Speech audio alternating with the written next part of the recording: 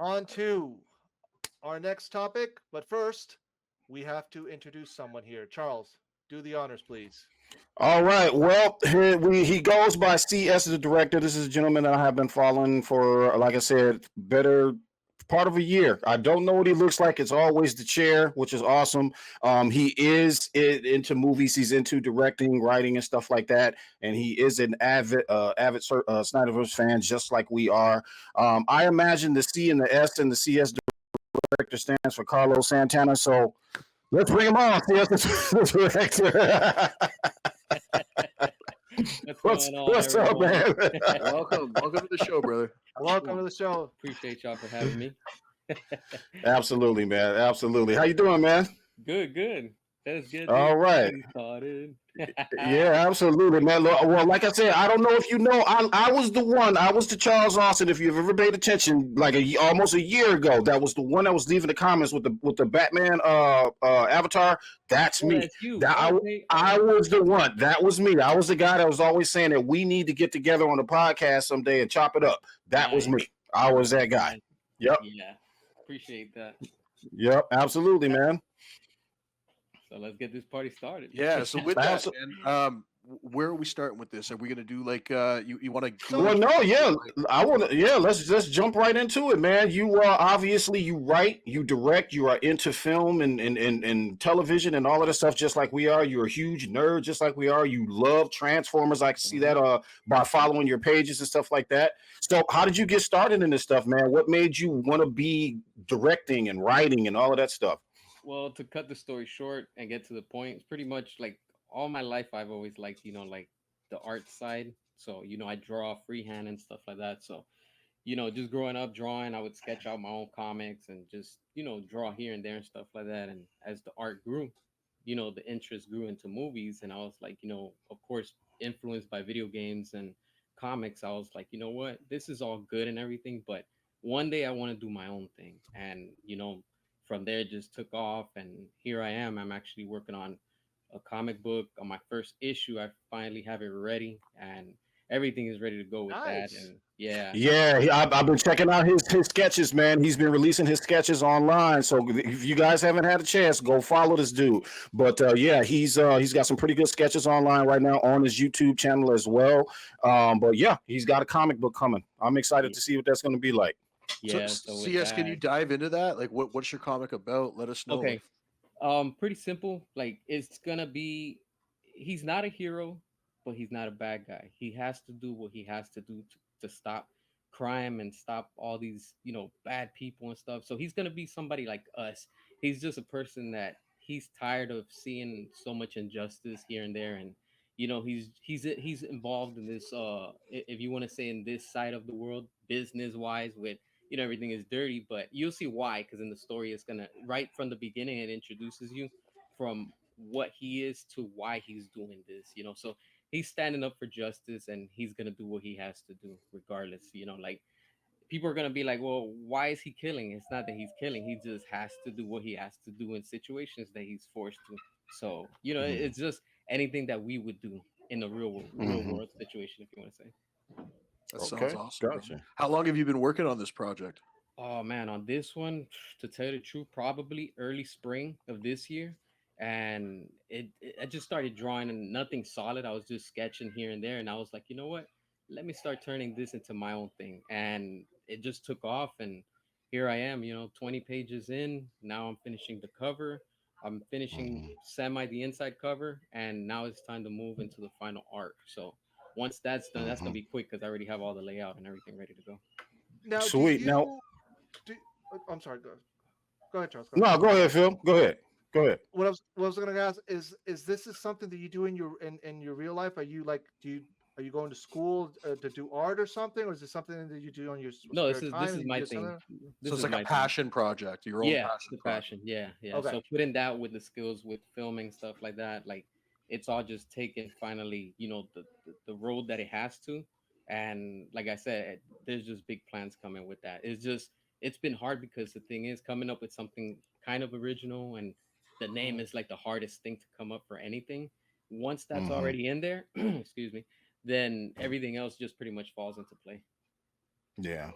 Okay. All right. I'll Yeah, I share was it with gonna. everybody once everything is ready. So I'll let Okay. Yeah, yeah, everybody know. yeah. Yeah, I was Whatever just time. gonna. Yeah, I was gonna ask. So you did you so when you started the comic book, did you start did the story evolve into something where you said, "All right, I'm gonna grab some paper and I got this plot in my head, so I'm gonna go ahead and just start writing this stuff out now before I start sketching anything." Did it happen like that for you, or did this was the story just basically did it evolve from the drawing itself, and that's how you came up with the plot of the story? That's a really good question.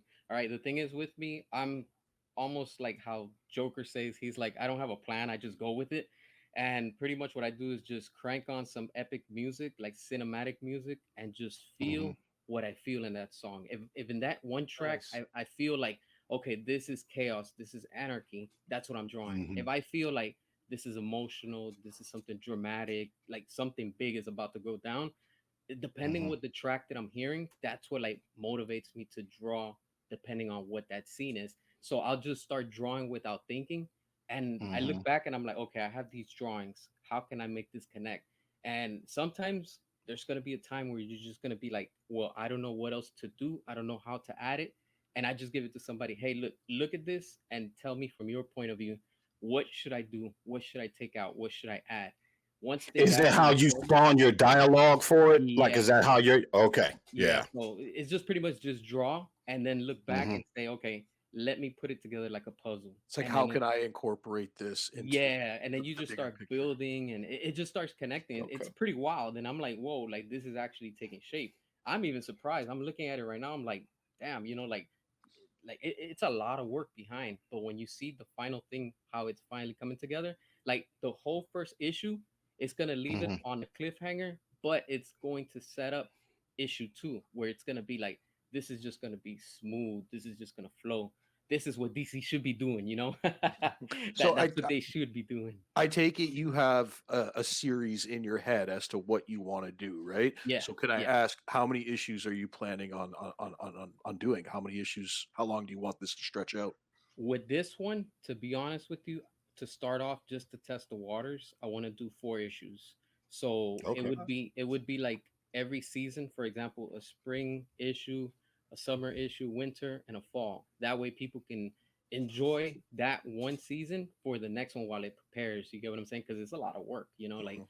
that's why Marvel and DC are so burned out because like these people are coming up with comics every week. It's like it's really, really tough.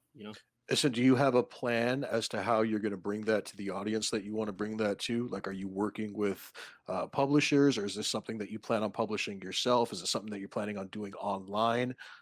What's your strategy? How do you plan on going about it? Okay, I'm going right now independent, but if anybody wants to publish it, I'm open for it. You get what I'm saying? But Mhm. right now, what I want to do is once everything is ready, just throw it up on Kickstarter, all these pages where people can back it up Nice. and stuff like that. Oh, there we That's go. that's a good way Yeah, to do it. there's gonna Yeah. be some nice, like good perks that come with it, very cheap and stuff like that. So I want to give to everybody a little bit of something. For example, like people that love digital, here you go. If you want physical, that's gonna be exclusive. Nice. So Mhm. like I want to cater to both sides, where people are gonna be like, Mhm. well, I don't read digital, but I want physical. Well, here you go. It's a limited edition, and just press up a few copies, and whoever gets them, I autograph them and stuff like that. So it's gonna be nice. All right. Now, a All right. question when it comes to the story is this has the story that you created it yourself from scratch, or is this something that you've used AI also to help you fine tune the story or come up with ideas? Like, have you used AI for this to help No, you, come no, up with no AI. This is all just me from the top of my head. straight up you? Yeah, Nice. that like you'll see like when I start doing, because I'm probably gonna do like a little behind the scenes video. Like you're gonna see some of my art. Like I was looking at it the other day, and I'm like, man, I haven't touched this art for like probably the past 3 or 4 years.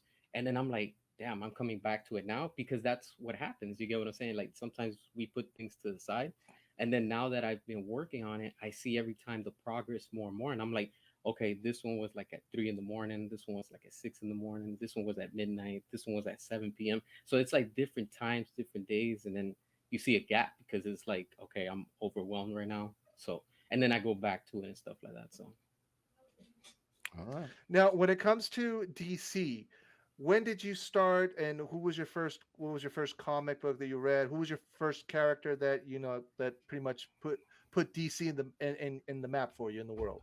For me, it's always been Batman. You know, growing up as a kid, watching Batman with Adam West back in the '60s was like wow back then. You know, I'm sure we can all relate to it and stuff that we grew up in that Mhm. time. And Mhm. you know, when you see from that to where we're at now, you know, like the evolution of Batman, if you want to say, how every era has been different and unique in its own world, in its own universe and stuff like that. So when you look at it from Adam West, then we got Michael Keaton. Michael Keaton grew on me, and I was like, "That's it. Screw Adam West." You get what I'm saying? Like I'm straight up Michael Keaton, and that's it. And then Exactly. when we got Batman Returns, that's it. Like it was over. I was like, "That's it. That's my movie right there." From the Keaton, you know, universe, Batman Returns is the one for me. Like religiously, if you want to say it, like I have to watch that every year, and it's wild, Hmm. you know. And then from there to what we have now, you know, we had what it was the Schumacher era, we had the Nolan era, and I was like, it's all right, but it's not all that. When we got to the Snyderverse, I was like, whoa, hold on. I was like, what's going There it on right is. here? I was like, this is different. Like, We're gonna Yep. get there. We're gonna get there. We're yeah, gonna you know, get I there. was Don't like, worry. Hmm. something is different on this, and I was like, at first, I'm gonna be honest with everybody. When I first heard and saw Batman with Ben Affleck, I was like, I like it, but there's one thing I didn't like, but it grew on me. Those I ears were think too little big. ears. I think a lot of people were at first skeptical, like Ben Affleck, really?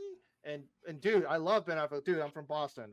Everybody here in Nice. Boston loves Ben Affleck and Matt Damon. You know, Yeah. at first I was skeptical, but then again, like same thing with Heath Ledger's Joker.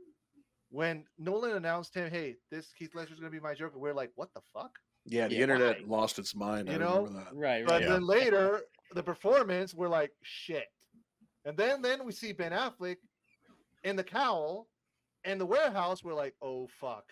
It Hmm. was over. You know, like Zack That was it. Snyder, like he was ahead of the That was game, it. man. That was a straight copy and like complete real life, you know, from Arkham, the video games, Arkham City, I think at the time was. And I was like, oh no, this is insane. Like I was like, people are not ready for this. Even I was, and I was like, this is ahead. Like I knew back then that that was Snyder cinema.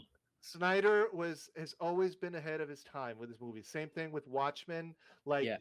back in the day, you know, it didn't make any money in the box office, but now it's a cult classic. Everybody loves All of his Watchmen. movies You tend to know? age like wine, bro, like All fine of wine. them. Yep. All You of them know, is so insane. Yep.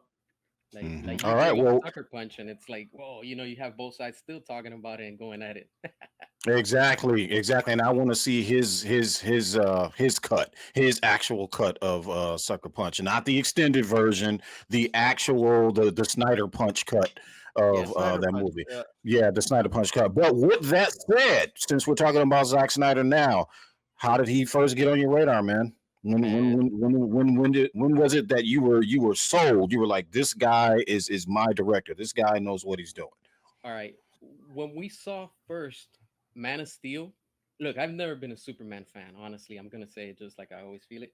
I've never liked Superman because of the underwear, and he's just too much. He has too much powers. You get what I'm saying? And then you pull out a glow stick, and he goes down. I'm like, come on, man! Like you're gonna go down like that? So when I saw, you know, so when I saw what Zach did with Man of Steel, I was like, whoa, what is this? I'm like, this is a whole different take on Superman. And I was like, all right, this is like a real life type of character, but he's still sticking to like this is fantasy. Of course, we know there's nobody flying around with red capes and stuff. So once we got to Batman versus Superman, I was already convinced. I was like, I want to see what they're doing. Like, and once they announced Ben Affleck and we saw the trailer, and then we saw everything revealed, you know, at San Diego Comic Con when Batman turned on, you know, the bat signal. I was like, Mhm. Josh that's it. Herrera. I was like, that is it right there. That's Batman right there. I'm like, we need that. And when we saw the trailer when he came out, he was kicking ass in that trailer. And what really sold me was that Batmobile. Man, that There it Batmobile. is. That's it.